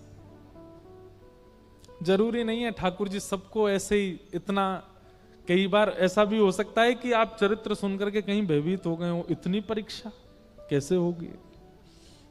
जरूरी नहीं है, आप तो सोच भी लीजिए तो ही बहुत है, करना तो बहुत दूर की बात है। मीरा जैसा त्याग, मीरा जैसा समर्पण, मीरा जैसा विश्वास, मीरा जैसा सहन। पर आज तक मीराबाई का वह दीप प्रज्वलित है, अनेकों को प्रकाशित कर रहा है।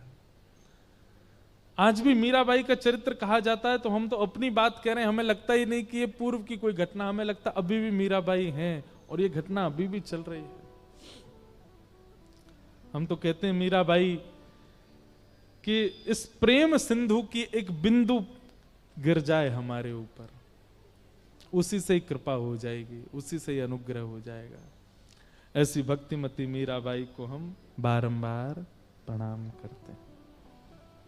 अब मीराबाई का चरित्र तो आज पूर्ण हुआ, बहुत सूक्ष्म में ही सुना दिया है। अब 2 दिन की कथा शेष है, कल और परसों। परसों कथा का समय क्या है? सुबह 10 बजे से। और आज हमारे चित्र विचित्र बाबा और पूनम दीदी ये दोनों ही हमको अकेला छोड़ के जा रहे हैं आप लोगों के हवाले। हमारो ध्यान रखियो, 2 दिन है तो कल और परसों 2 दिन आपके हवाले कथा है।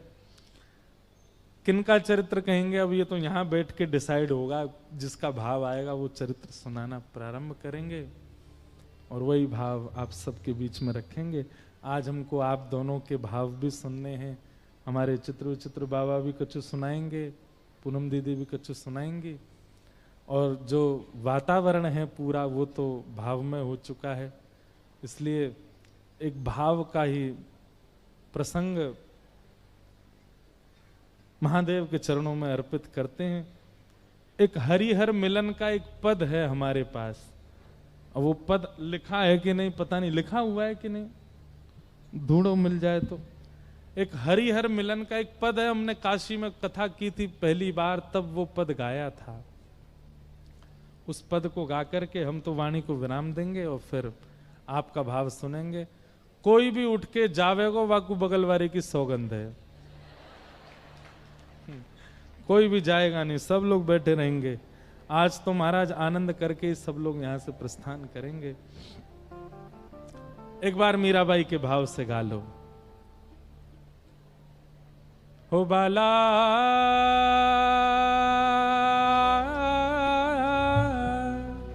मैं बैरागन हूंगी हूंगी, मैं बैरागन हूंगी हूंगी, मैं बैरागन हूंगी, मैं बैरागन हूंगी हूंगी, मैं बैरागन हूंगी।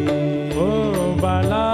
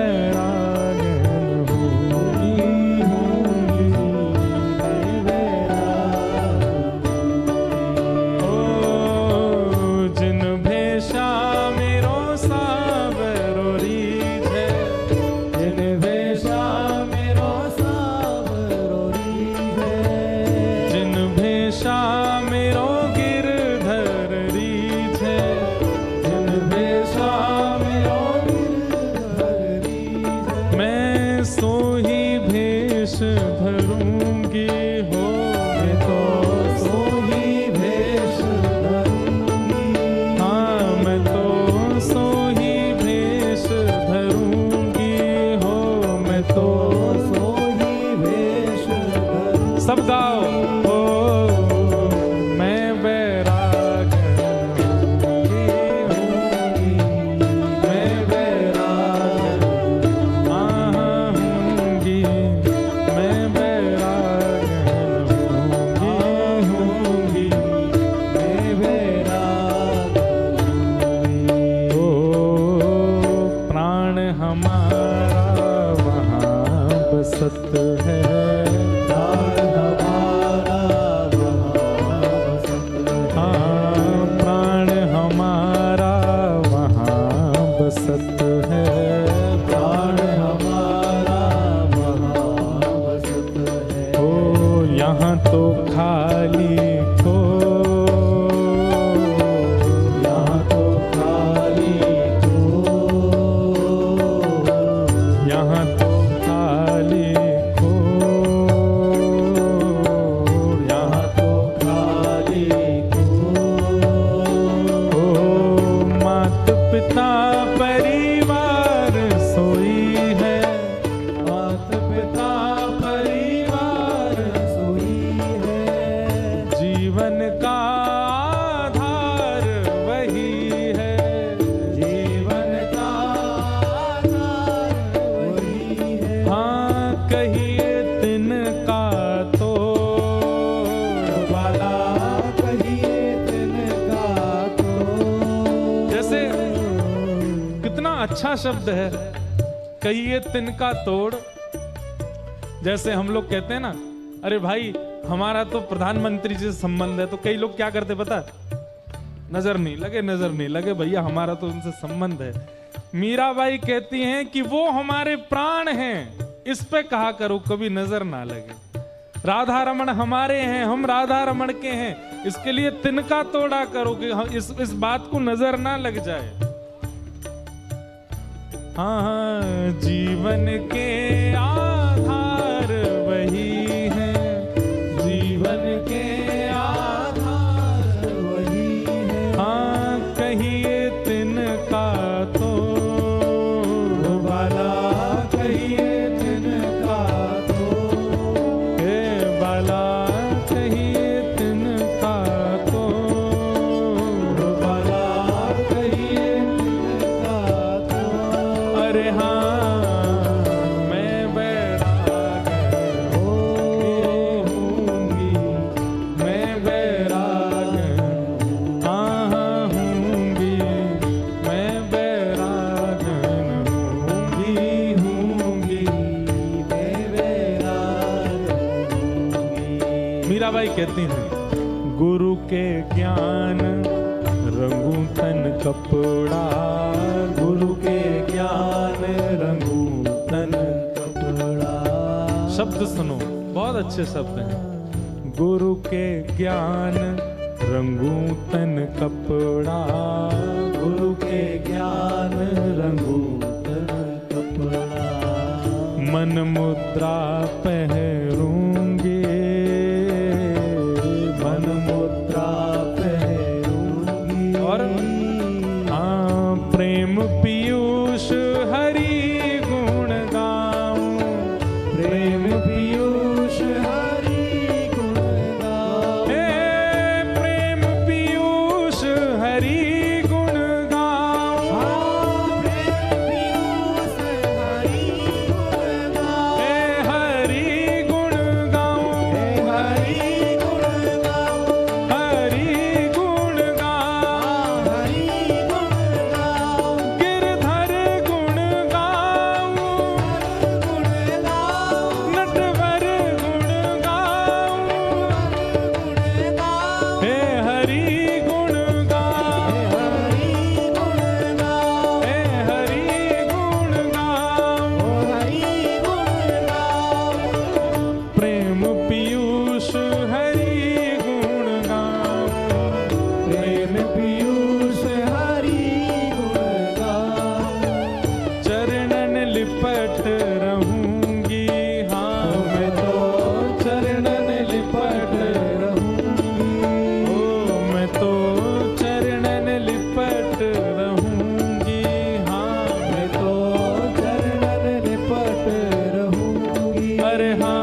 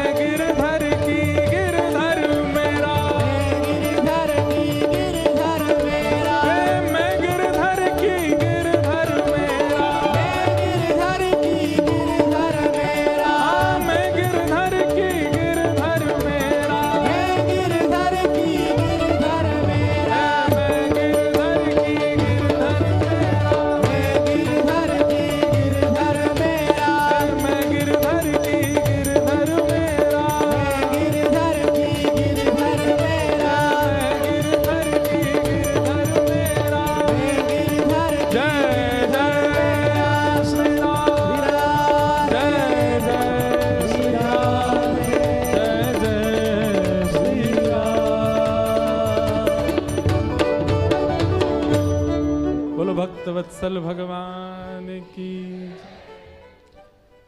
अब आ जाएं, अब मंच आपको आनंद करामें।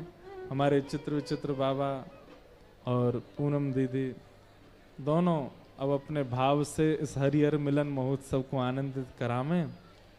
और कल कथा अपने इसी समय पर, परसों कथा सुबह 10 बजे से है। आप सब लोग समय का ध्यान रखें। सबको जय श्री कृष्ण, जय सिया राम। अब जब तक ऊपर आ रहे हैं तब तक कछु गा लो। मेरो मन वृंदावन में अटको, मेरो मन वृंदावन मेरो मन हरि चरणन में अटको, मेरो मन हरि चरणन में अटको।